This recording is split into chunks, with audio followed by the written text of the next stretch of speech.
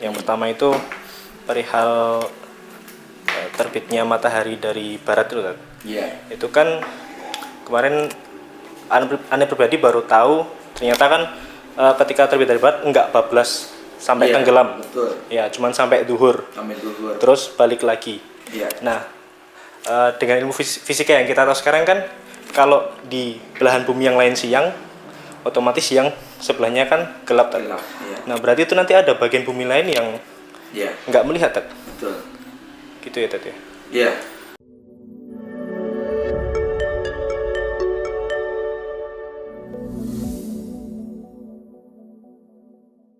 Jadi begini, pertama bahwa tanda-tanda kiamat itu ketika Nabi sebutkan itu bagian daripada nubuat, ya.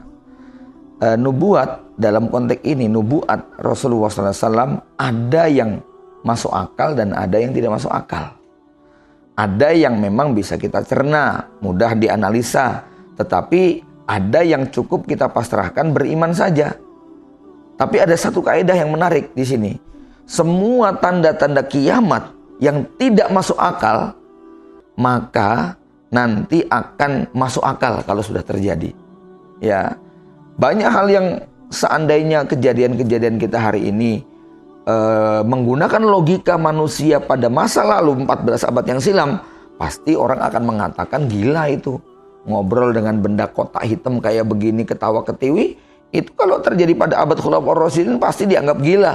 Tapi hari ini perilaku yang normal, tanpa orang harus tahu bagaimana mekanisme kerjanya. Ya cukup percaya saja bahwa pakai HP itu bisa. Nah, di hari kiamat nanti atau menjelang hari kiamat, ada sejumlah tanda yang menurut akal kita hari ini, ilmu kita hari ini nggak nyampe. Tetapi pasti itu akan terjadi. Bukan karena besok manusia itu akan naik level berpikirnya, tetapi lebih kepada karena Nabi tidak mungkin berdusta. Wahyu Allah itu tidak mungkin salah. Sehingga apa yang Nabi sampaikan dengan riwayat yang sahih tersebut pasti akan menjadi kenyataan. Diterima atau tidak diterima akal pada masa itu. Itu pertama. Yang kedua, kalau mau kita paksakan menggunakan logika, menjelang hari kiamat, kalau kita lihat hampir semua riwayat, itu pusat manusia ada di Timur Tengah. Ya, tidak di seluruh belahan dunia. Setidaknya kita baca riwayat, semua kisah itu ngumpulnya di Timur Tengah. Ya, kita lihat yang namanya Yaman. Itu tempat di mana nanti angin berhembus mencabut setiap nyawa orang beriman. Terbitnya matahari dari barat yang kemudian digambarkan oleh Rasulullah, wilayah barat itu ada di wilayah Syam, wilayah timur ada di wilayah Khurasan. Jadi ketika Nabi menyebut kata-kata timur identik dengan wilayah Khurasan, menyebut barat identik dengan wilayah Syam atau wilayah di sekitarnya. Ya, sehingga kalau kita lihat semua hadis akhir zaman banyak berbicara wilayah Timur Tengah semuanya.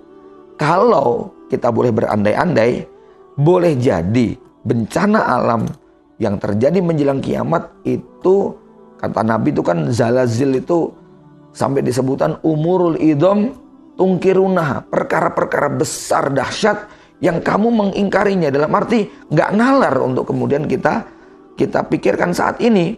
Ya, sehingga boleh jadi akan ada bencana yang menewaskan, korban begitu banyak sekali.